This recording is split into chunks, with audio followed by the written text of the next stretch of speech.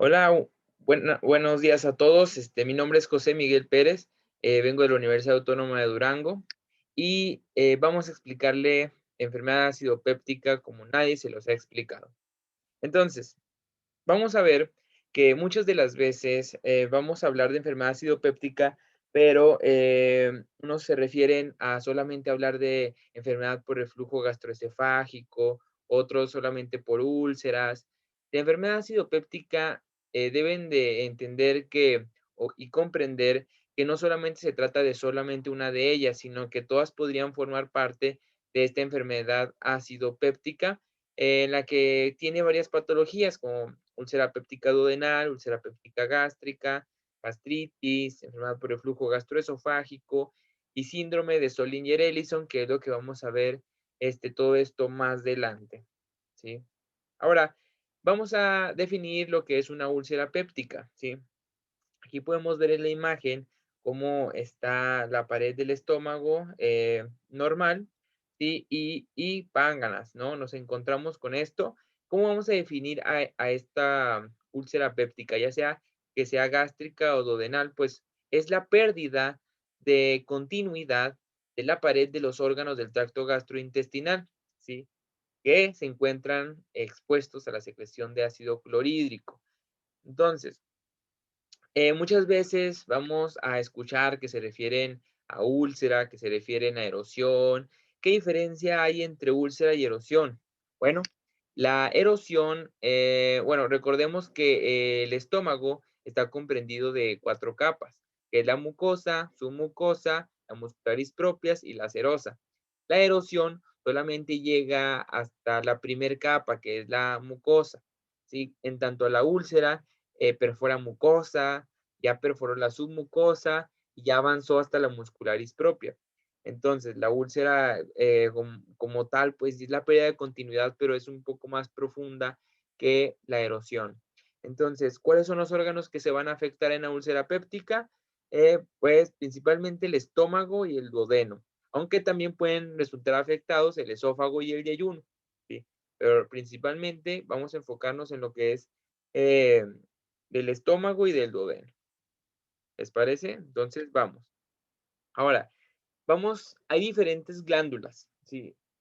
Estas glándulas van a secretar diferentes, o van a contener diferentes células, ¿sí? Entonces, en los pliegues del estómago hay unas fositas gástricas y ahí van a estar constituidas por 4 o 5 glándulas de células epiteliales, pero pues no todas tienen las mismas células. Ahí, por ejemplo, las glándulas del cardias, pues tienen células mucosas y endocrinas, la de las gástricas tienen células del cuello mucoso, parietales, que son las que pues nos están defendiendo de todos esos ácidos, ya van a ver que secretan, y las pilóricas, que son células mucosas y endocrinas, ¿sí? Ahora, aquí, esto es muy importante. Realmente, si entienden esto, van a poder entender eh, toda la enfermedad acidopéptica y mucho más. Ahora, nosotros sabemos cómo se divide las partes anatómicas de lo que es el estómago. Aquí tenemos al fondo gástrico, tenemos a todo esto al antro y al píloro, ¿sí? Ya aquí abajo del píloro, pues se encuentra la primera porción del duodeno.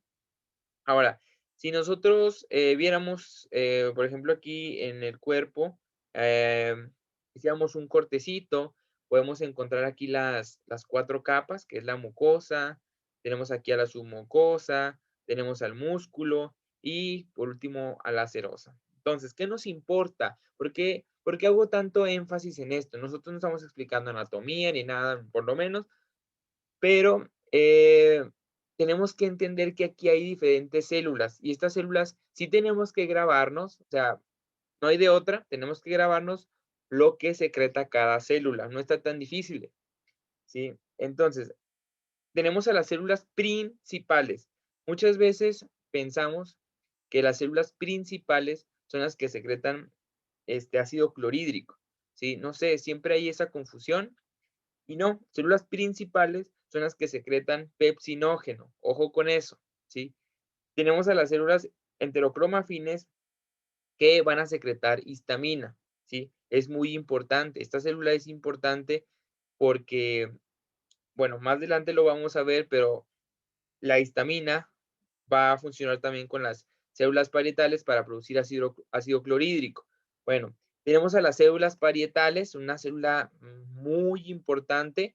¿Por qué? Porque es ahí donde va a secretar el ácido, ¿sí? Va a secretar ácido clorhídrico las células parietales, no principales, parietales, ¿sí? Y aparte de la secreción de ácido clorhídrico, también vamos a tener una secreción muy importante de factor intrínseco. ¿Para qué sirve el factor intrínseco? Correcto, para ayuda a la absorción de la vitamina B12, ¿sí? Entonces, también vamos a tener las células mucosas del cuello y células mucosas de superficie. Esto también es una parte importante que si nosotros recordamos que las células mucosas de la superficie son las que secretan moco, las que secretan bicarbonato, entonces vamos a poder entenderle muy bien a la fisiopatología o cómo es que daña el Helicobacter pylori a nuestras tan preciadas células del estómago, ¿no? Entonces, realmente yo creo que quédense, o sea, no está tan difícil, ¿sí? Células parietales, ácido, células mucosas, moco y bicarbonato, células enterocromafines, histamina y principales, el pepsinógeno, ¿sí? Entonces, con eso, con que ustedes se aprendan eso, sí, nos damos más que servidos, muchachos. Entonces, vamos a tener una balanza, ¿sí? Imagínense una balanza entre los factores que agreden a esta mucosa gástrica y las que defienden a esta mucosa gástrica. ¿Cuáles son los que van a tener una agresión? El ácido, la pepsina, los AINES y el Helicobacter pylori.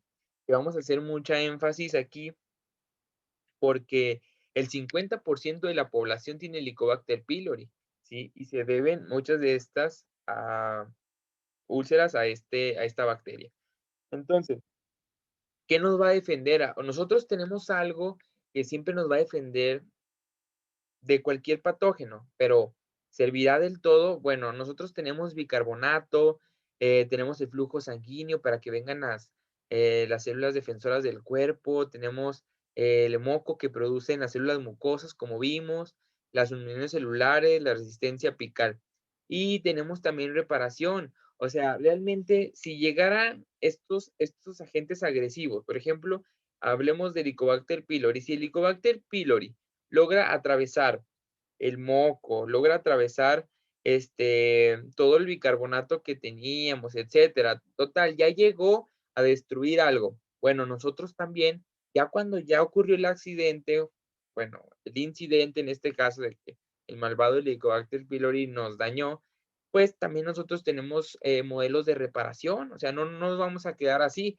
Es como cuando tienes un celular, la defensa del celular podría ser la funda, podría ser el cristal templado que le pones, pero si, no sé, tiene una caída muy grande y ya se quebró la funda, ya se quebró el cristal templado, bueno, existen técnicos que van a reparar la pantalla quebrada, ¿sí? Y no vamos a dejar caer ese celular que costó a lo mejor muy caro, ¿sí? Así pasa igualito con esto. Tenemos agentes que nos defienden, pero también tenemos agentes de reparación, ¿sí? Tenemos esos técnicos que se encargan de que proliferen esas células, o sea, tenemos factores de crecimiento para que la mucosa gástrica vuelva a la normalidad, ¿no?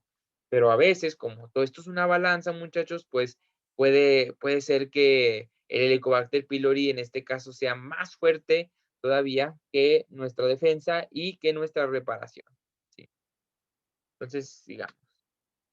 Ahora, los factores que protegen la mucosa, bueno, como vimos, son de defensa y de reparación.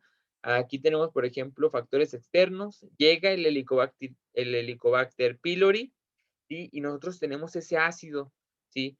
Pero después, más adelante, vamos a ver por qué no le hace nada ese ácido al Helicobacter pylori, ¿sí? Él tiene una capa, que ahorita les voy a decir cómo se llama, todavía no les voy a decir para que se intriguen, ¿sí? Tiene una capa del Helicobacter pylori, hagan de cuenta que tiene un impermeable, ¿sí?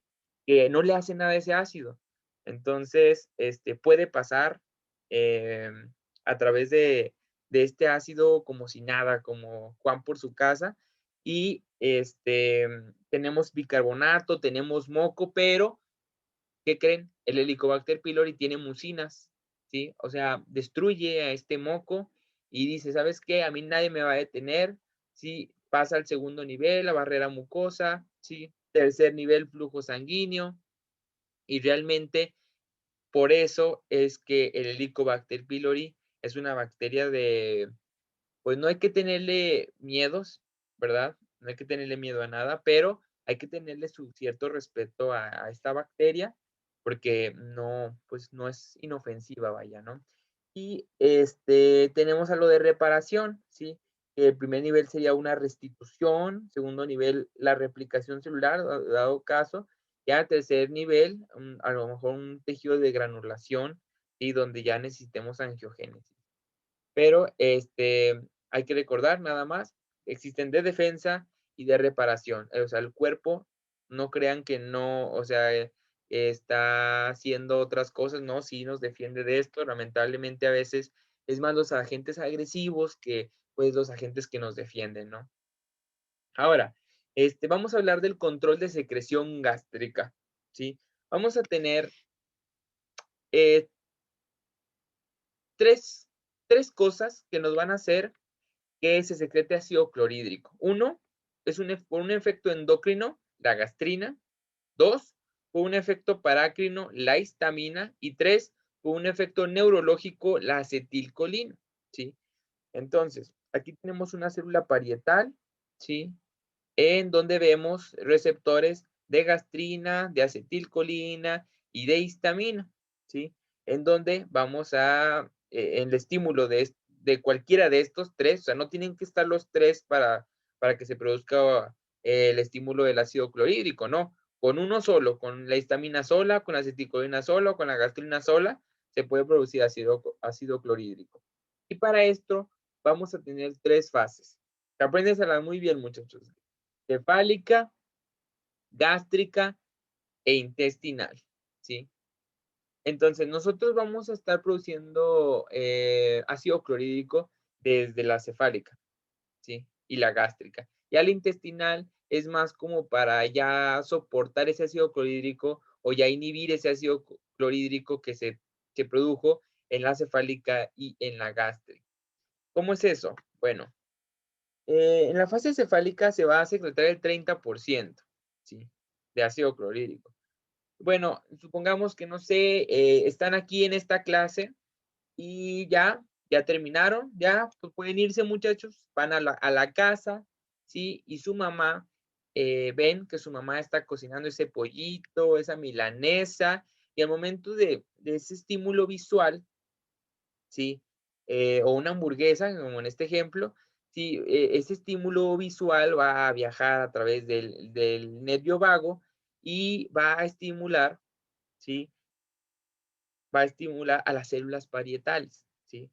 ¿Y qué les dije que secretaba las células parietales? Correcto, ácido clorhídrico, ¿sí? Pero no nada más va a ir a las células parietales, ¿sí? Va a ir también a las células G. ¿Qué secretan las células G? Muy fácil, G de gastrina, ¿sí? Que después vamos a hablar bien todo lo que la diosa, que es la gastrina, todo lo que los beneficios que tiene.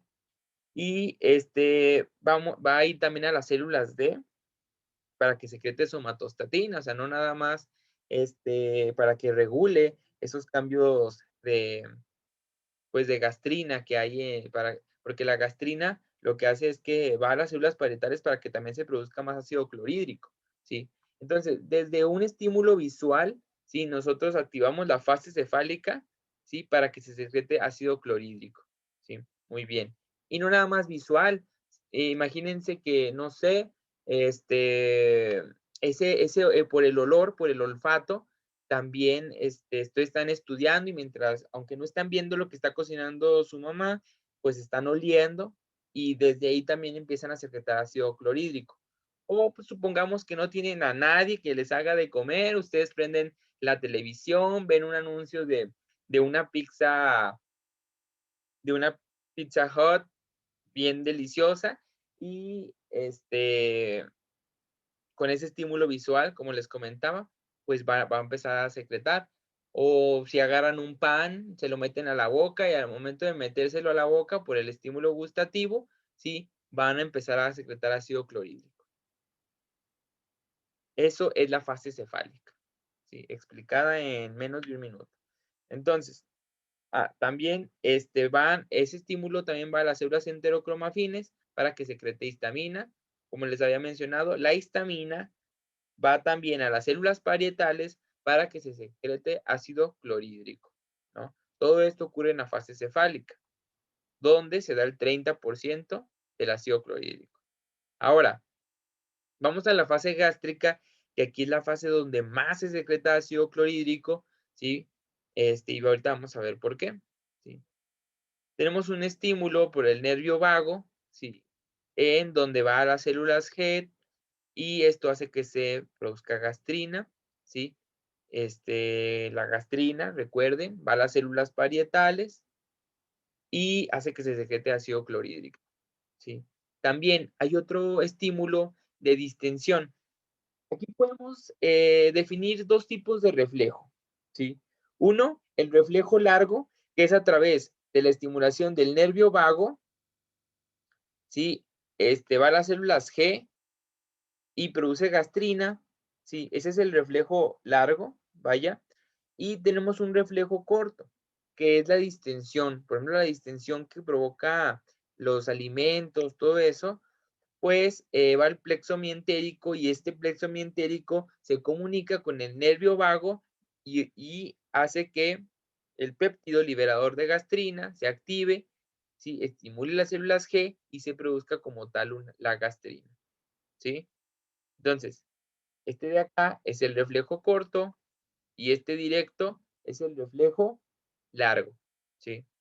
Son los dos tipos de reflejo en la fase gástrica, ¿sí? Y también, otra cosa que nos ayuda para que se produzca gastrina son algunas proteínas, algunos péptidos, unos aminoácidos que hace que se produzca gastrina, ¿no? Mientras más gastrina, más ácido clorhídrico, ¿sí? Como tiene bastantes estímulos, o sea, a diferencia de solamente el visual o el olfativo, etcétera, tiene un mayor porcentaje, la fase gástrica, ¿sí? Si les preguntan en el examen, ¿cuál fase de la secreción de ácido clorhídrico libera más ácido clorhídrico, vaya? Es la fase gástrica. Ahora, esta gastrina va a las células parietales, ¿sí? Para la secreción de ácido clorhídrico, pero también les había mencionado, bueno, la gastrina va a la sangre, a la circulación, y de la sangre llega a las células parietales y ahí es donde se produce ácido clorhídrico. Pero recuerden que les dije que la secreción de histamina era una secreción parácrina difiere que es la vecina, o sea, que sí, la gastrina va a las células parietales, pero ¿qué pasa? A las células enterocromafines para la secreción de histamina. La histamina sale y se le pega a la célula parietal para que se produzca más ácido clorhídrico, ¿no? Entonces, por eso es una diosa, porque realmente puede secretar bastante ácido clorhídrico si así lo quisiera. Y esta es la fase gástrica. Ahora, vamos a entender un poco sobre la síntesis del ácido clorhídrico, porque de aquí es de entender también cómo funciona el inhibidor de bomba de protones y cómo, o sea, cómo es que las células parietales liberan ese ácido clorhídrico que pues realmente es el que provoca esas erosiones o esas úlceras, lo que estamos hablando. Entonces es fundamental entender cómo es la síntesis de ácido clorhídrico. ¿Qué es esto de aquí? Es una célula parietal, ¿sí? Aquí tenemos el canalículo, ¿sí? Y toda esta imagen, hagan de cuenta que pues este es el canalículo, esta es la luz canalicular, ¿sí? Y aquí es donde está la célula parietal, líquido intersticial, y por este lado imagínense que está un vaso sanguíneo. Entonces vamos a empezar. Todo empieza por el agua, ¿sí? El agua aquí tiene mucho que ver en la célula parietal. El agua está dentro aquí de la célula parietal. El agua, más dióxido de carbono, ¿sí? A través de una enzima que se llama la anidrasa carbónica, va a crear ácido carbónico, ¿sí? Pero este dióxido de carbono también con la unión de un OH va a crear un bicarbonato. Entonces vamos a tener en la célula parietal bicarbonato y vamos a tener ácido carbónico, ¿sí? Hay que entender eso, ¿sí? ¿Cómo se obtienen estas dos? A partir de agua, de óxido de carbono y de la unión de un OH. Perfecto.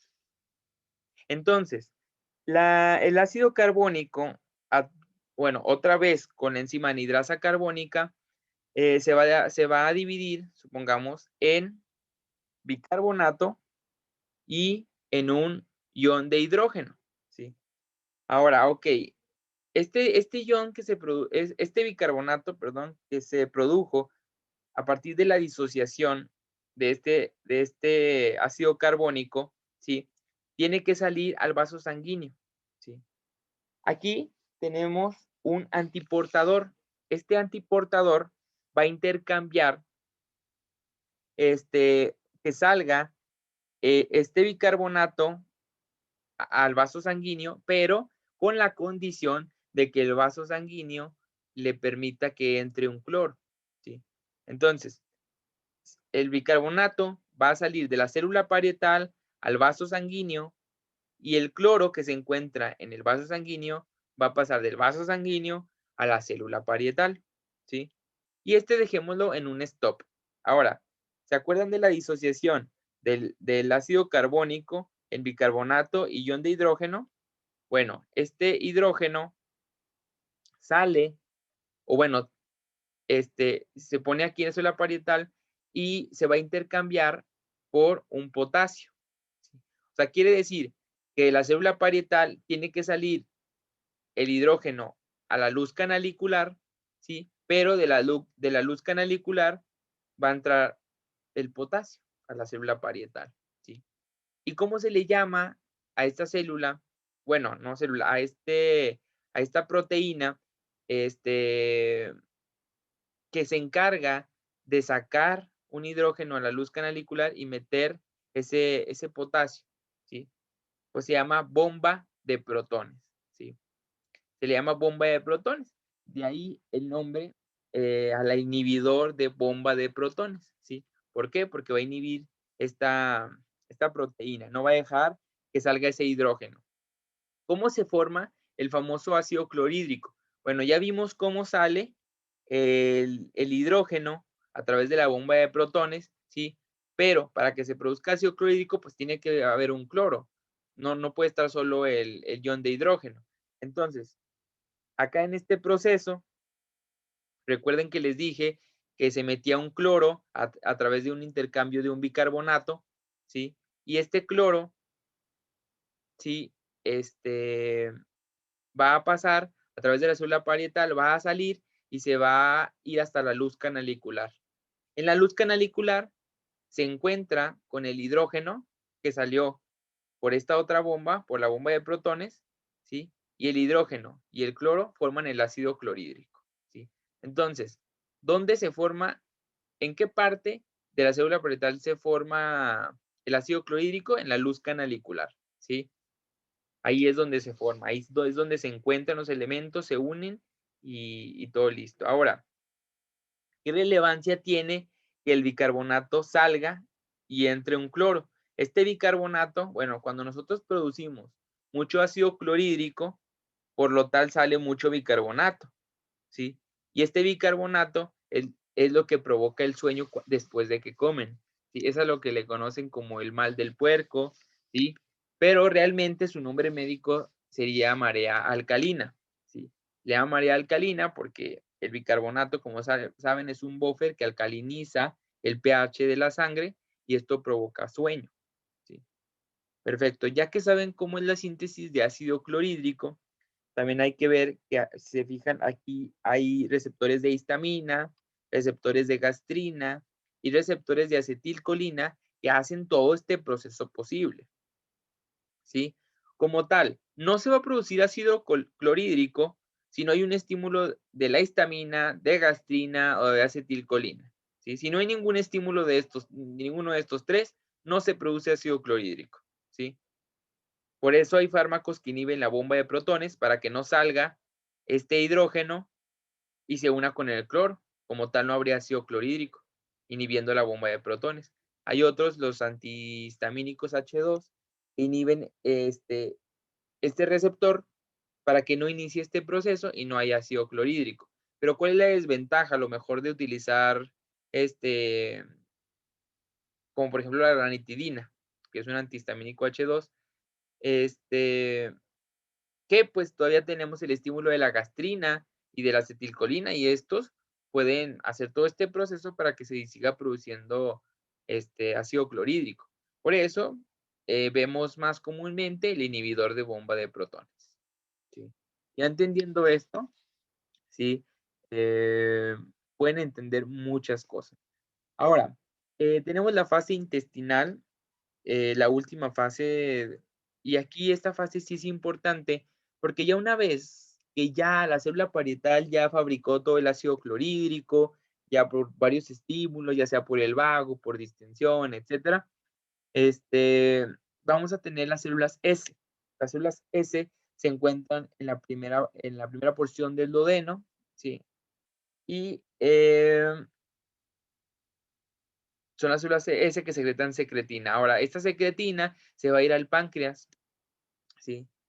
Esa secretina se va a ir al páncreas y el páncreas nos va a ayudar a secretar bicarbonato. ¿Para cuando el ácido clorhídrico, ¿sí? Llegue al intestino, pues no le cause algún daño, una úlcera duodenal, ¿sí? Y tengamos todas las defensas para que se neutralice, vaya, el pH, ¿no? O sea, de por sí está ácido, ¿sí? Para que ya el bicarbonato sea el buffer, el amortiguador, que haga que no erosione la capa, ya sea del estómago o del duodeno, ¿sí? Y la fase intestinal ahí no termina. También tenemos la célula D, que secreta somatostatina, y la somatostatina hay que grabarse que es un cortaflujos, o sea, actúa por feedback negativo. O sea, quiere decir que le dice a la célula G, oye, célula G, ya hay mucho ácido clorhídrico, ya no me esté secretando gastrina, ¿sí? Y también va a las células enterocromafines, ¿sí? Y le dice, oye, célula enterocromafin, ya sabes que ya hay mucho ácido clorhídrico, ya no me estés produciendo más histamina, ya déjate de eso y se regula, ¿no? Por eso la célula somatostatina, ustedes deben de grabarse que es un cortaflujos, ¿sí? O sea, actúa por feedback negativo. Si hay mucho, ya no se secreta ácido clorhídrico. Perfecto. Ya entendiendo estas tres fases, realmente pueden saber muchas cosas porque ya se tuvieron que a este nivel, ya saben que son las células enterocromafines, son las que producen histamina, ya saben que son las células G, que son las que producen gastrina, que estos dos a dónde se van a unir, muchachos. Exacto. Se van a unir a las células parietales para que se produzca ácido clorhídrico, como ya vimos, ¿sí? ¿Quiénes son ellos? Ellos son famosos en medicina, ¿sí? Es el doctor Warren, ¿sí? Y el doctor Marshall. ¿Y por qué los pongo aquí? Bueno, ellos descubrieron la bacteria del Helicobacter pylori. Es muy importante, porque ellos además de que la descubrieron, la cultivaron, ¿sí? ¿Y por qué? Porque son tan importantes porque el doctor Marshall, ¿sí? Lo cultivó, ¿sí? Imagínense que esta copita es el cultivo, ¿sí? Y se lo tomó porque antes se pensaba que la gastritis o que alguna úlcera era ocasionado por comer mucho chile, ¿sí? Y pues realmente se descubrió que, bueno, él decía, no, es que sabes que hay una bacteria que se llama Helicobacter pylori que crea úlceras. Para demostrar que creaban úlceras, se tomó su propio cultivo de bacterias, de Helicobacter pylori, y le ocasionó úlceras, ¿no? Así demostró que el Helicobacter pylori era la causante de estas úlceras y ganaron el premio Nobel por esto, ¿no? Y pues realmente son unos capos de la medicina. Ahora, para poder dar un tratamiento, para poder hacer un diagnóstico, etcétera, hay que conocer al enemigo, ¿sí? Si nada más conocemos las cosas que lo van a atacar, no conocemos cómo se mueve, cómo es, qué hace, pues realmente no va a servir de mucho. Por eso este título llamado Conociendo al enemigo. El enemigo en este caso, vamos a centrarnos en el Helicobacter pylori. Como les había mencionado, casi el 50% de la población mundial está infectado con Helicobacter pylori, que es una causa importante de gastritis crónica, ¿no? Y vamos a ver que es una bacteria gram negativa.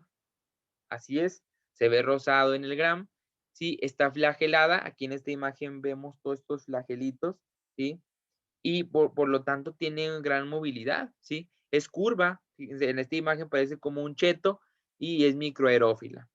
Ahora, ¿qué más tiene esta? ¿Se acuerdan que les había mencionado que tienen como un impermeable, que los defiende de todo ese ácido que está en el estómago?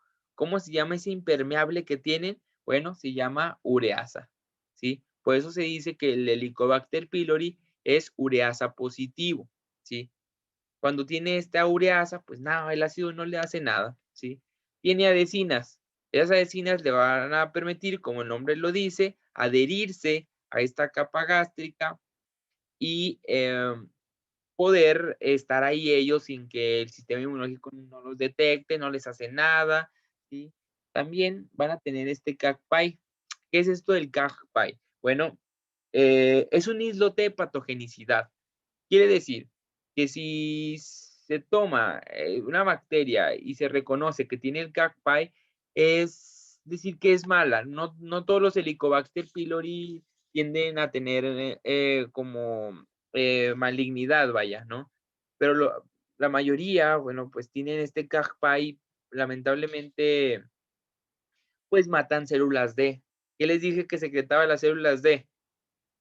Somatostatina. ¿Y qué hace la somatostatina? Corta flujos, ¿sí? Quiere decir que van a las células G, dicen ya no me liberes gastrina, o van a las células enterocromafines, ya no me liberes histamina, ¿sí? Y, o sea, corta flujos. O sea que si no hay células D, o sea, no hay alguien que regule por feedback negativo, entonces habría mucho ácido clorhídrico, ¿sí? Lo que quiere el Helicobacter pylori, como el ácido clorhídrico no le hace nada, pues es que se dañe la mucosa, ¿sí? Ahora, mata TCD4, alteran a las B, a los TCD8, ¿sí? Y pues realmente se va afectando las defensas del estómago para que ese ácido no lo dañe, ¿sí? Esta bacteria también tiene proteasas y tiene fosfolipasas, quiere decir que va a ir degradando esas proteínas, va a ir degradando los fosfolípidos de la capa, ¿sí? Va a ir ocasionando daño, ¿sí? Por eso tiende a tener una cronicidad, o sea, no lo hace de un día para otro, ¿sí? Tiene que tener una cronicidad. Su estructura, vemos que tiene forma de espiral, mide 3 micras de largo, diámetro 0.5 micras, y podemos observar cuántos flagelos tiene, ¿sí? Por ejemplo, 1, 2, 3, tiene 4, aproximadamente 4 a 5 flagelos, y es oxidasa y catalasa positivo, quiere decir que depende de oxígeno, ¿sí? Muy bien. ¿Cuáles van a ser los mecanismos de lesión tisular? Bueno, si se fijan, aquí podemos ver una imagen de este Helicobacter pylori llegando, ¿sí? ¿Saben cómo se transmite el Helicobacter pylori? Sí, fecal oral, ¿sí? Van a los tacos de la esquina, el señor de la esquina no se lavó las manos cuando fue al baño, así preparó el taquito, tú te lo comes con restos de heces fecales del señor del Don Pancho de que vende tacos, ¿sí? El Helicobacter pylori llega a la mucosa gástrica, ¿sí? Y aquí podemos ver como esta diferencia, ¿no? De colores. Bueno, ¿por qué? Porque esta es la capa que les dije, la capa de ureasa, la capa de ureasa positiva. ¿Recuerdan que les dije? Ureasa positiva. Bueno, esto lo defiende de todo el pH ácido que se encuentra en el estómago, ¿sí? No le hacen nada. O sea, es una capa protectora. Y por eso aquí mecanismos de lesión tisular, protege el Helicobacter pylori del medio ácido y causa daño tisular local. Sí, ahí se ve cómo está dañando el Helicobacter pylori la mucosa, ¿sí? Y produce vacuolización y necrosis celular, favoreciendo un medio óptimo para su supervivencia. Aquí ya en la imagen 4 ya se ve cómo destruyeron una parte de la mucosa gástrica, ¿sí? Se ven, si se fijan, vacuolas ya aquí donde, bueno, el Helicobacter pylori tiene mucinas, tiene varias enzimas, que ahorita las vamos a ver más adelante, y esas enzimas se van a vacuolizar, ¿sí? Se van vacuolizando, vacuolizando, ¿y qué es lo que pasa con la célula gástrica? Llega a un edema celular y puede tener una muerte, ¿sí? Y cuando una célula, por ejemplo, aquí se ve que ya tiene pérdida de continuidad, todas las proteínas que tenía esta célula salen al exterior y todas estas cositas salen y el Helicobacter pylori se alimenta de eso. O sea, el Helicobacter pylori le favorece destruir las células para que le sigan dando, pues, por así decirlo, de comer a la bacteria, ¿no? Entonces, también tiene citocinas que induce cambios dentro de la mucosa de disfunción de las defensas inmunes y incremento de la secreción ácida gástrica por acción de la gastrina e inhibición de la somatostatina. Esos son los mecanismos de lesión tisular del Helicobacter pylori, ¿sí? Ahora, tenemos una toxina, que es una toxina vacuolizante, se llama la VAC-A. Esta VAC-A va a llegar, miren, aquí tenemos todas estas células gástricas, ¿sí? Y van a estarse dañando, si se fijan cómo cambia de color, se están dañando, ¿sí? Vamos a tener mucinasas, proteasas, lipasas, ¿sí? Y estas mucinasas, proteasas y lipasas van a dañar estas células mucosas, ¿sí? Van a dañar, y no nada más eso, sino también vamos a tener un sistema de secreción tipo 4, que es aquí donde se va a inyectar. Miren, aquí vemos cómo el Helicobacter pylori está como inyectando, ¿sí? Está inyectando algo, ¿no? Aquí a la célula. ¿Qué es eso que le está inyectando? Bueno, es otra proteína que se llama el CAG-A. Y del CAG-A, cuando viene del islote de patogenicidad, hace que se secrete posteriormente, por ejemplo, interleucina 8, va a hacernos que haya una inflamación persistente y a través de eso también va dañando el citoesqueleto. O sea, esta unión de la célula con otra célula, sí, está conformada por un citoesqueleto.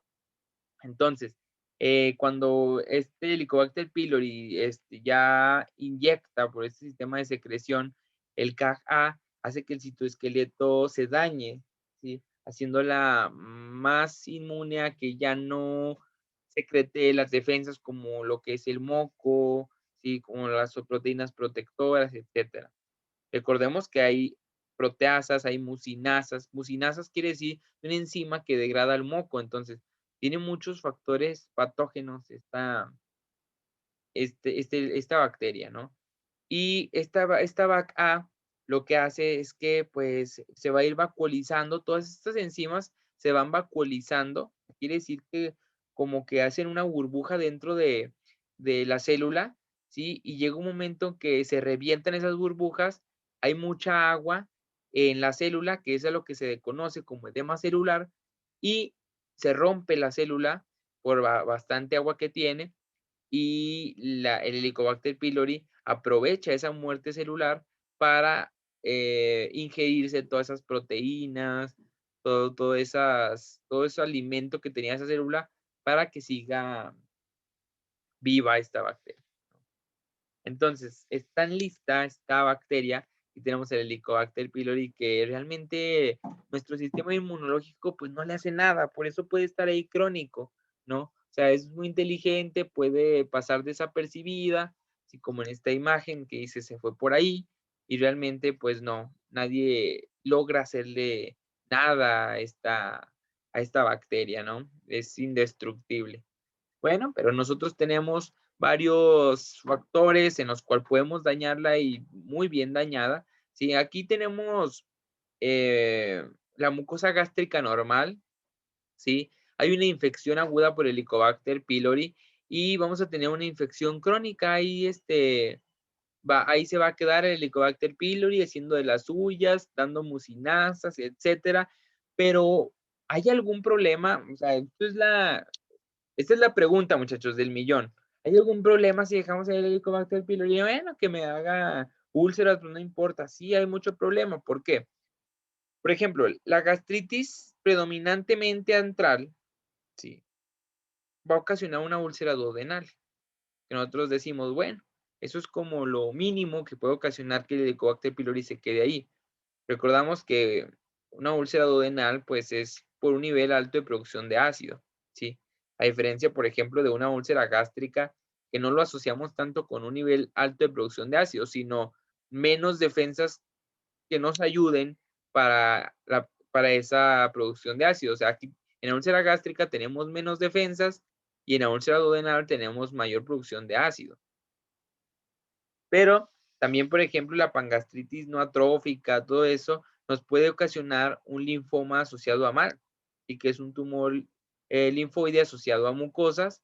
Y también tenemos a la gastritis atrófica, ¿sí? O sea, cuando nosotros tenemos una úlcera gástrica, es más frecuente una úlcera duodenal, pero es más dañina una úlcera gástrica. Porque, por ejemplo, una gastritis atrófica que predomina en el cuerpo gástrico, bueno, una úlcera gástrica muy común, bueno, pues en el cuerpo gástrico, ¿sí? Y provoca una metaplasia intestinal, displasia, hasta un cáncer gástrico. Por eso la úlcera gástrica es más peligrosa que una úlcera duodenal, ¿sí? Esto es lo que pasaría si nosotros dejamos que el Helicobacter pylori haga de las suyas, ¿sí? Provocaríamos úlceras duodenales, linfoma asociado a mucosas, y hasta un cáncer gástrico. Entonces, realmente tiene su importancia. Ahora, ¿es el Helicobacter pylori el único factor considerable para que se creen esas úlceras? No, no es el único factor. Los AINES es considerada la segunda causa más importante de la enfermedad acidopéptica, debido a la inhibición de síntesis de prostaglandina. ¿Y qué nos va a ocasionar? O sea, ¿qué con que bajen las prostaglandinas? Bueno, vamos a tener efectos epiteliales, ¿sí? Como mayor secreción de ácido clorhídrico, ¿sí? Menor secreción de mucina, menor secreción de bicarbonato y menor secreción de fosfolípido activo de superficie, así como menor proliferación celular epitelial. O sea, quiere decir que mientras estén inhibidas las prostaglandinas, no va a haber suficiente moco. Y si no hay moco que nos defienda de ese ácido, porque acuérdense que el moco también es una barrera para el Helicobacter pylori. Si no hay moco, pues no vamos a tener esa barrera y más fácil va a ser de que erosione el epitelio, el Helicobacter pylori. Tabaquismo. ¿Hay algunos estudios que observaron que las personas que fumaban, pues también tenían úlceras? ¿Por qué? Porque incrementa la secreción de ácido gástrico y el reflujo duodenogástrico. O sea, el tabaquismo también incrementa el ácido clorhídrico, ¿sí? Tipo como si fuera una fase cefálica, ¿no? Y disminuye la producción de bicarbonato, que es el buffer que nos protege también, las células mucosas lo producen para que el ácido clorhídrico pues, no nos haga daño. Pues el tabaquismo se asocia a úlceras, sí, sí, y está comprobado. ¿Sí? Ahora, el estrés fisiológico. Es difícil realizar una medición, ¿sí? Del estrés fisiológico como el psicológico, pero sí intervienen en la aparición de la enfermedad ulcerosa en ciertos pacientes. Por ejemplo, en pacientes grandes quemados, ¿sí? Se les denomina úlceras de Curling, ¿sí? Esto no se les olvide. Estos son en pacientes con quemaduras. Si en el examen viniera alguna pregunta que dijera cómo se le llama a las úlceras por estrés fisiológico, bueno, hay dos, es la Curling y es la Cushing. pero la curling, ¿sí? Es la que se asocia a pacientes quemados y el Cushing es la que se asocia a pacientes con traumatismo cráneoencefálico, ¿sí? Se le denomina úlcera de Cushing, úlcera de Curling, dependiendo, ¿no? Entonces, ¿cuál es la explicación de esto? Bueno, nosotros sabemos que las células del estómago están muy bien irrigadas, ¿sí? Entonces, tienen mucho oxígeno. Cuando se produce algún traumatismo o algo que haga que el cuerpo pierda mucha sangre, ¿sí? El cuerpo es muy sabio, es muy inteligente y a veces cuando hay poca sangre se sabe administrar bien, ¿sí? Porque le provee flujo sanguíneo a lo que es el cerebro, le provee flujo sanguíneo a lo que es el corazón y deja sin flujo sanguíneo a órganos como el estómago, etcétera, como órganos periféricos y como por ejemplo la piel, extremidades, etcétera. O sea, eso no le importa sobrevivir. Y entonces hay menos oxígeno, hay una vasoconstricción, ¿sí? Porque no, no hay tanto oxígeno. Dicen, bueno, vamos a ver, a exprimir, a ver qué de oxígeno nos llega. Hay una vasoconstricción y de eso hay un proceso isquémico. Recuerden que un proceso isquémico se define como, pues, falta de riego sanguíneo. Y esto va a provocar una necrosis de estas células que producen ya sea las defensas y como tal todo el ácido clorhídrico que se encuentra en el estómago, ¿sí? Pues va a penetrar muy fácil o va a poder erosionar las capas del estómago, ¿sí? Ya está erosionando. Por eso, a los grandes quemados o las personas con traumatismo cráneoencefálico, para que ese ácido clorhídrico no les haga daño, pues hay que darle un inhibidor de bomba de protones para que no se produzca ácido clorhídrico y no vayan, o sea, de por sí este paciente está quemado de grandes áreas superficiales, ¿sí? Pierde mucho líquido y pues ya he perdido que no tenga úlcera ni gástrica ni duodenal. Pero sí, si también hubiera una pregunta de que el estrés fisiológico provoca úlceras, ¿verdadero o falso? Verdadero, ¿sí? Muy bien, entonces seguimos con el síndrome de Zollinger-Ellison. Es muy fácil, es una hipersecreción de ácido. ¿Por qué? ¿Por qué? Porque nosotros sabemos que las células G producen gastrina y la gastrina, si hay gastrina va a haber producción de ácido clorhídrico, ¿no? Entonces, hay gastrinomas, o sea, el síndrome de Zollinger-Ellison es causado por un tumor productor de gastrina, se le llama gastrinoma, ¿sí? Puede estar, por ejemplo, en el páncreas, aquí tenemos un ejemplo, sí, está en el páncreas, tenemos un gastrinoma, y se preguntarán, ¿por qué en el páncreas se llama gastrinoma y no pancrinoma? O sea, válido, ¿no? Bueno, porque no es lo mismo, o sea, no es lo que secreta, no en dónde está, ¿sí? Se llama gastrinoma porque, o sea, está en el páncreas, sí, lo entiendo, pero este gastrinoma está secretando gastrina, ¿sí? No está secretando algo pancreático, sino está secretando gastrina. Y esta gastrina, ¿sí? Pues va a ir a las células parietales y va a empezar a producir ácido clorhídrico, ¿no? Entonces hace una hipersecreción de ácido clorhídrico y pues va a superar el agente lesivo a lo que son las defensas de nosotros, ¿no? O sea, nosotros no tenemos tanto moco, tanto bicarbonato, no tenemos tanta velocidad para producir eso, que lo que se está produciendo de gastrina. Es muchísima gastrina lo que está produciendo y no podemos con ello, ¿no? Entonces, esto es el síndrome de Zollinger-Ellison. Ahora, la úlcera péptica. Vamos ya a entrarnos a las úlceras, ¿no? La úlcera péptica comprende dos tipos. Aquí hay de dos sopas, muchachos. Gástricas o duodenales, ¿sí? Que ya habíamos visto que es la pérdida de continuidad en la superficie más de 5 milímetros, ¿sí? La úlcera alcanza la submucosa, alcanza hasta la muscularis propia, ¿sí? Hasta ahí alcanzan las úlceras, porque acuérdense que las erosiones nada más alcanzan la mucosa, ¿no? Entonces, así podemos ver lo que es una úlcera péptica. Ahora, la epidemiología en una úlcera péptica es sumamente, pero así, sumamente importante. ¿Por qué? Porque la úlcera duodenal vamos a asociarla a jóvenes. Y es 2 veces más común en varones que en mujeres, ¿no? Este, 95% se relaciona con el Helicobacter pylori, ¿sí? Y la úlcera gástrica es semejante en ambos sexos, pero podemos ver que es más frecuente en mayores de 60 años y está 80% asociada a Helicobacter pylori. Por eso aquí les puedo hacer una imagen de unos viejitos, ¿sí? O sea, nosotros pensar, mayores de 60 años, muy probablemente que tenga úlcera gástrica, ¿sí? Pacientes jóvenes, ¿cómo podemos grabarnos pacientes jóvenes como fines mnemotécnicos? Bueno, duodenal, dúo 2 de 20, ¿sí? 20 años aproximadamente, pues son jóvenes, ¿no? Úlcera duodenal, jóvenes, ¿no?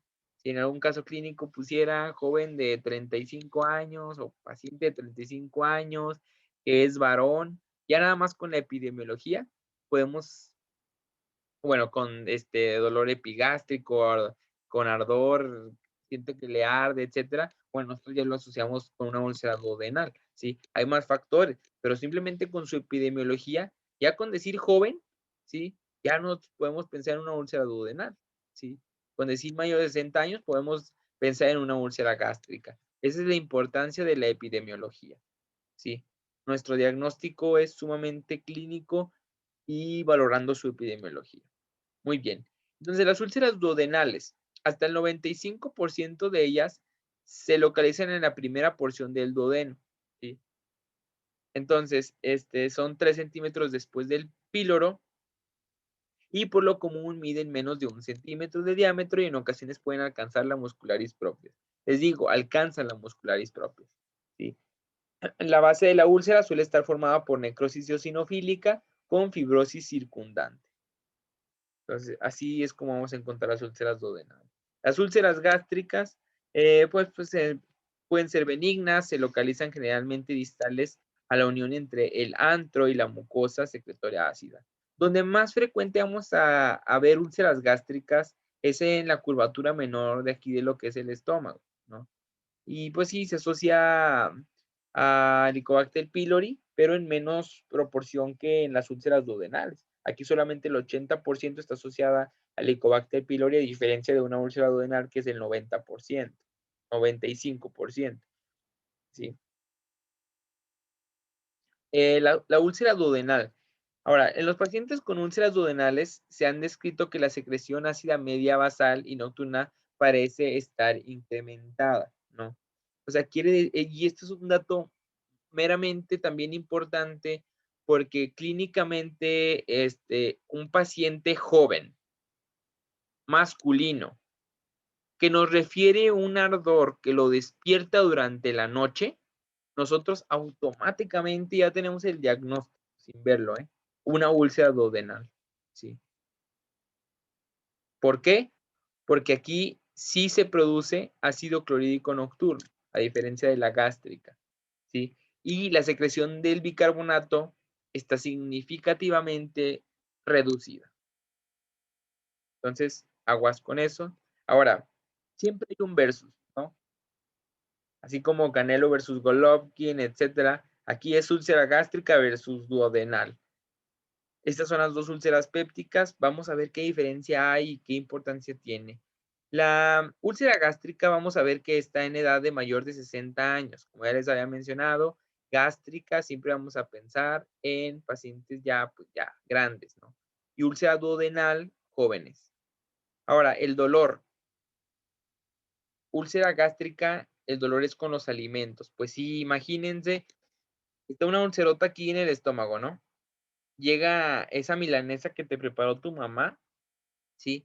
Y se queda aquí en el estómago y aplasta a esa úlcera. Es como cuando tocas un fuego de labio, etcétera, te va a doler, ¿no? Porque te lo están tocando. Entonces, por eso el dolor es con los alimentos. El alimento donde principalmente llega, no se queda en el esófago ahí, así que una hora, pues no. Sí, va y se queda aquí en el estómago y ahí sí se está unas 2 horas, unas 2, 3 horas, ¿sí? Entonces, imagínense estas, o sea, con los alimentos te está doliendo porque estás aplastando ahí la úlcera, ¿sí? Entonces, si tú le preguntas cómo es el dolor, come y le da el dolor luego, luego, sí, como muy probablemente sea entonces úlcera gástrica. Pero Por ejemplo, una úlcera duodenal. Tenemos una úlcera aquí, en el duodeno.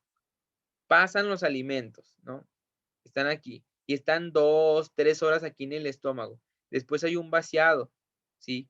Y cuando ya después de 2, 3 horas, presionan la úlcera aquí en el duodeno, sí, pues le va a doler al paciente. Por eso, si al paciente le preguntáramos, comió y después de 2, 3 horas le empezó a arder ahí el abdomen, la panza. Sí, sí, comí, después de 2, 3 horas empezó a dolerme la panza, ¿no? Bueno, muy probablemente sea una úlcera duodenal, sí.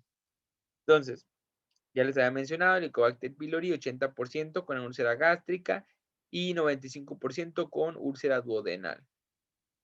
Los AINES, la afectación de AINES, que era la segunda más frecuente como vimos, es más común en úlcera gástrica, ¿sí? Y la secreción de ácido nocturna se la vamos a asociar a úlcera duodenal. La secreción que tiene, o sea, cuando hablamos de una secreción ácida máxima, estamos hablando de una úlcera duodenal.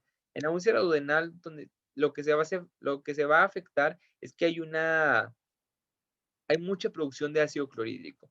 Y en la úlcera gástrica la asociamos más no a que hay mucha producción de ácido clorhídrico, sino que no hay defensa.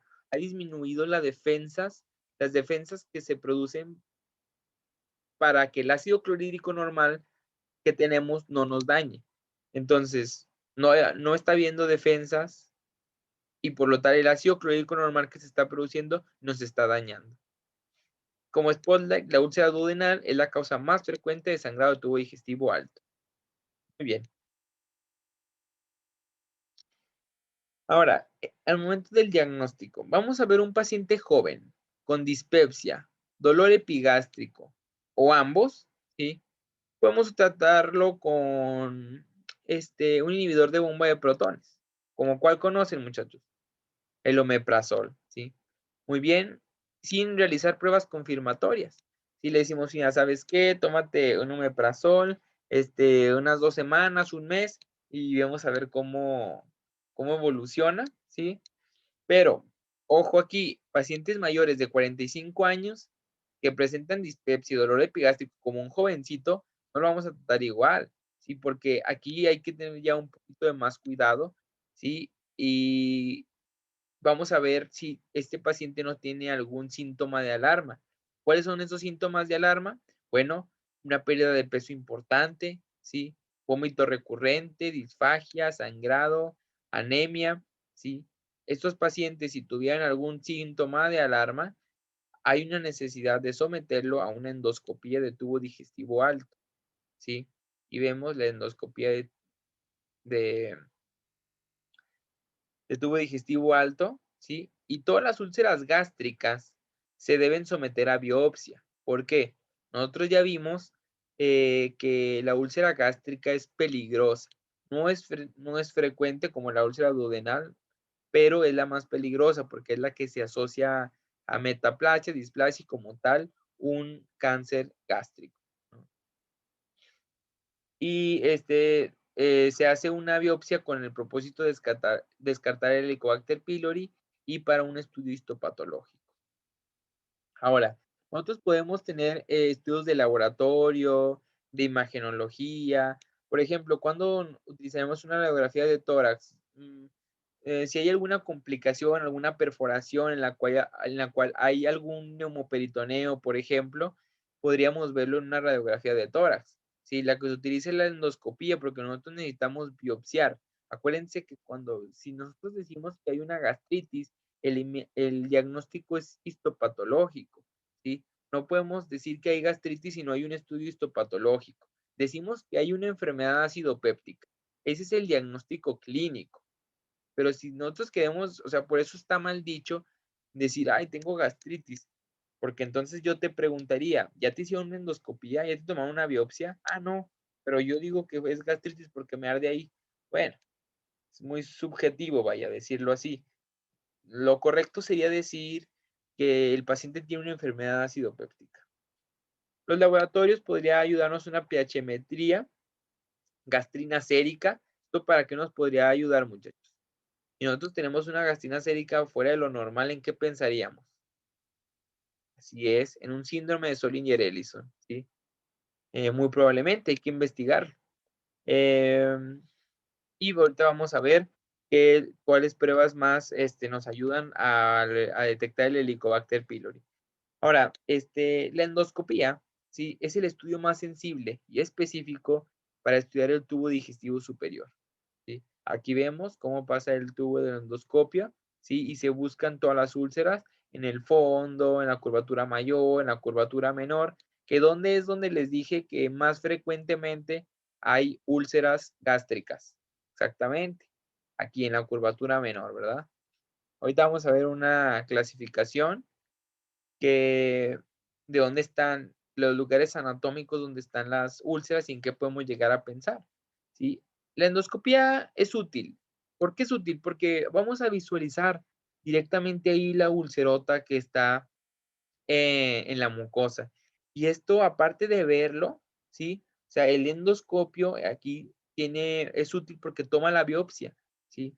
Y así vamos a descartar lesiones malignas o infección por Helicobacter pylori, ¿no? Que es lo que queremos.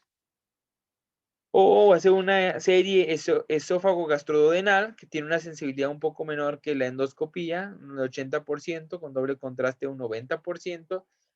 Y vamos a ver, por ejemplo, una úlcera gástrica aparece como un cráter bien definido, con pliegues mucosos radiantes que se originan en el borde de la úlcera, ¿sí? Pero como les digo, la endoscopia es la que más se usa, es más sensible por la biopsia, ¿no? Un estudio histopatológico. Métodos para identificar el Helicobacter pylori. Bueno, van a ser, vamos a dividirlos en no invasivos y en invasivos.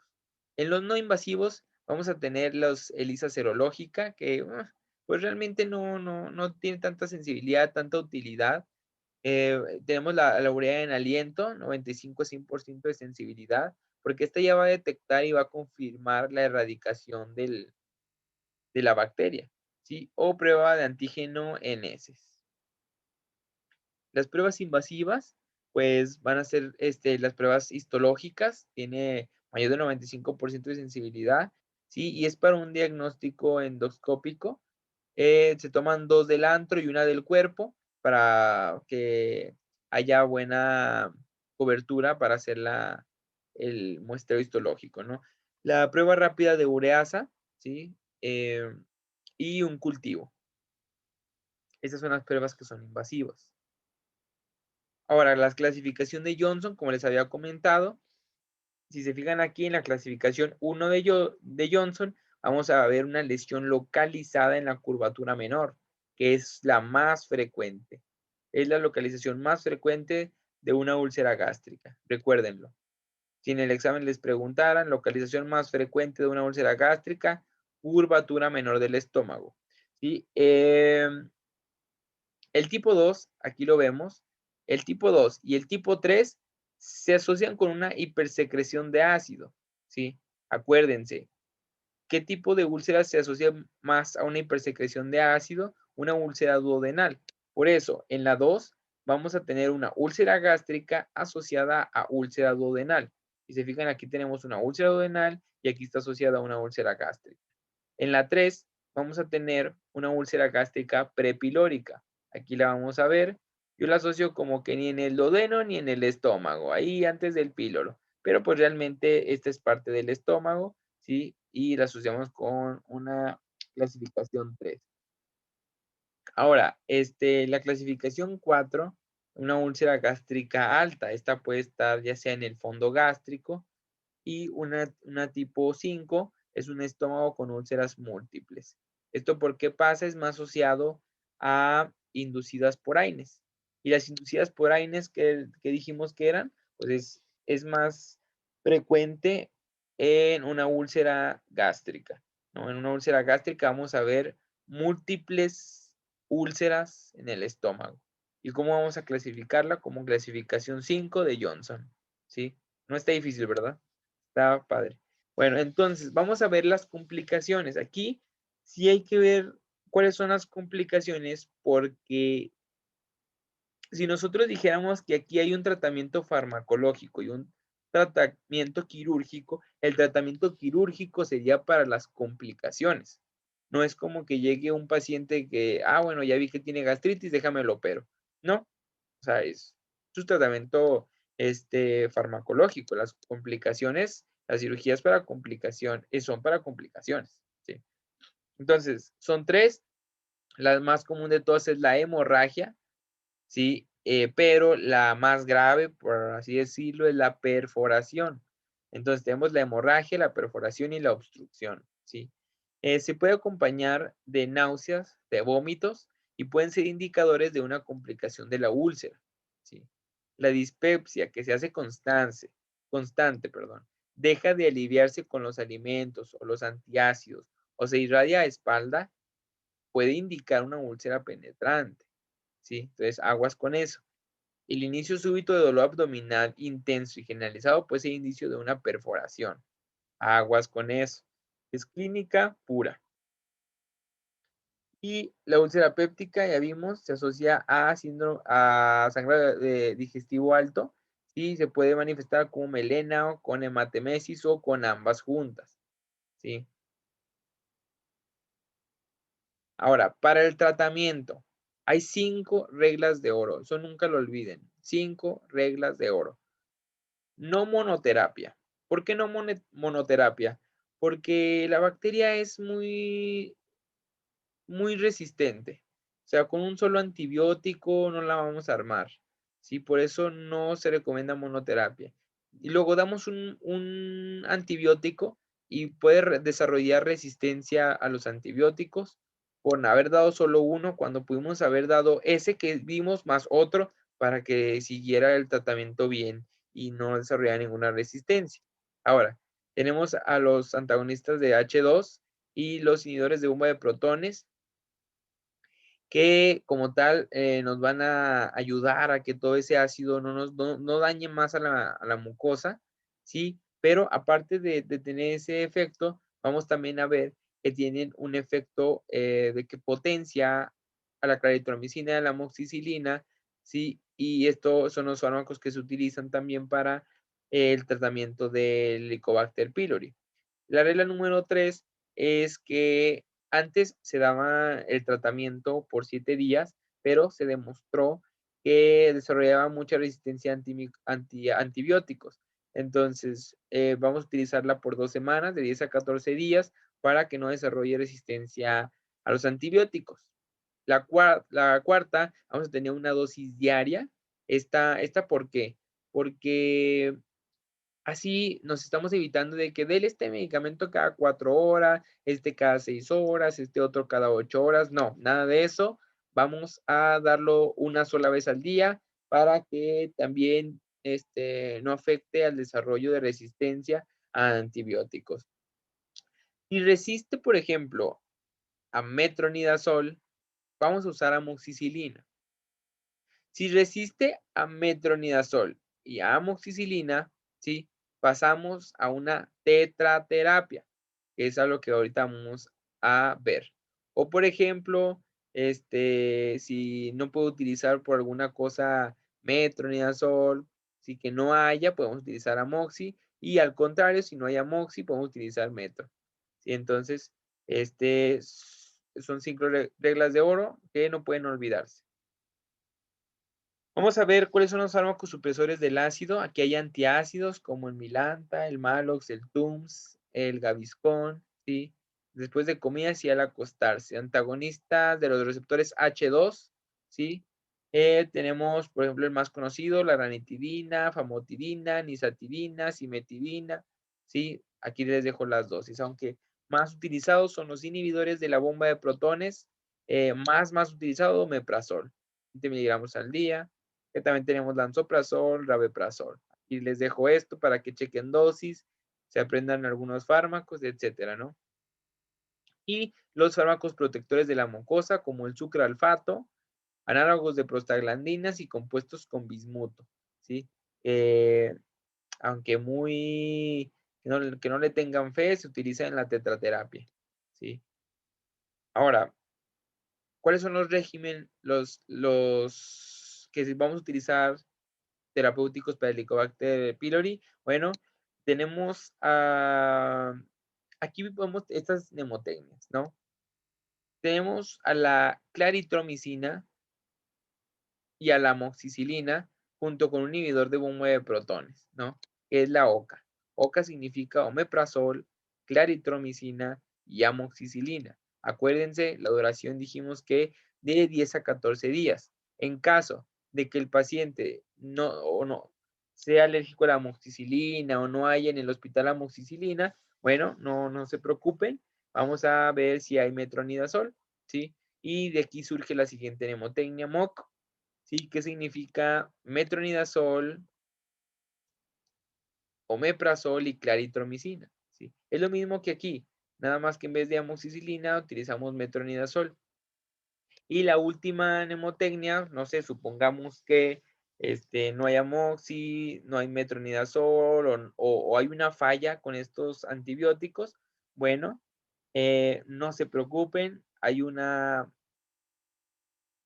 régimen terapéutico que se utilizan 4 medicamentos. ¿Cuáles son? B de subsalicilato de bismuto, O de omeprazol, M de metronidazol, ¿sí? Y T de tetraciclina, ¿sí? También igual de 10 a 14 días. Esto es la tetrada, ¿sí? Que recordemos aquí, la tetraterapia, ¿sí? De la regla de oro. Entonces, aquí vemos una gráfica donde a pacientes con recurrencias de úlceras gástricas y recurrencias de úlceras duodenales que solo utilizaban ranitidina, ¿sí? Y cuando utilizaban ranitidina más antibióticos. Realmente, o sea, la recurrencia de úlcera gástrica con solo ranitidina era del 90 y en úlcera duodenal era del 70%, ¿sí? Y cuando se asoció a antibióticos, las dos pasaban a una recurrencia de menos de un 10%. Entonces, por eso les digo que no utilicen monoterapia, sino siempre con los antibióticos adecuados y con los medicamentos adecuados. Por último, tenemos el tratamiento quirúrgico, ¿sí? Y ya les había mencionado que solamente se utiliza en las complicaciones relacionadas con la enfermedad ulcerosa. ¿Como cuál? Como la hemorragia digestiva, la perforación, la obstrucción del orificio de salida gástrico. Aquí tenemos las diferentes técnicas quirúrgicas que se utilizan. Tenemos una ablación de la úlcera, ¿sí? Una antrectomía. Se fijan aquí, quitan todo el antro del estómago y claramente el duodeno se pega con lo que queda de estómago, con el cuerpo. Un procedimiento de Pauchet, ¿sí? Y fíjense, aquí se deja la cola, o sea, van aquí a la curvatura menor, ¿sí? O sea, es todo el antro, ¿sí? Pero también con la curvatura menor, ¿sí? En el procedimiento de Killian-Madlener, aquí se quita también la parte del antro, ¿sí? Una gastrectomía subtotal, aquí si se fijan, es todo el antro con parte de todo del cuerpo del estómago, solamente dejan el fondo gástrico, ¿no? Son los diferentes procedimientos y aquí tenemos las indicaciones de, por ejemplo, si hay un sangrado, podemos utilizar una sutura hemostática o utilizar una vaguectomía y drenaje, una vaguectomía y una antrectomía, ¿sí? Si fuera una gástrica, una sutura hemostática y biopsia, etcétera. Para una perforación puedo utilizar un parche o algo que se le conoce como vagotomía supraselectiva, ¿sí? Aguas con eso. Si solamente una parte del estómago es removida, ¿no? O en la perforación. Ahora, bueno, se le remueve lo que es el vago para que, ¿por qué creen que el vago? Para que ya no haya ese estímulo cefálico que produce ácido clorhídrico. Entonces, por eso es una vagotomía supraselectiva. La obstrucción, pues, podemos hacer una vagotomía supraselectiva más, puede ser una gastroyeyunoanastomosis o una vagotomía con una antrectomía, ¿sí? Y esta, o sea, como les mencionaba, el tratamiento quirúrgico es más relacionada a las complicaciones. Aquí es como se encuentra. ¿Sí? Y esto sería todo de mi parte. Muchas gracias, espero lo hayan entendido. ¿Sí? Y nos vemos.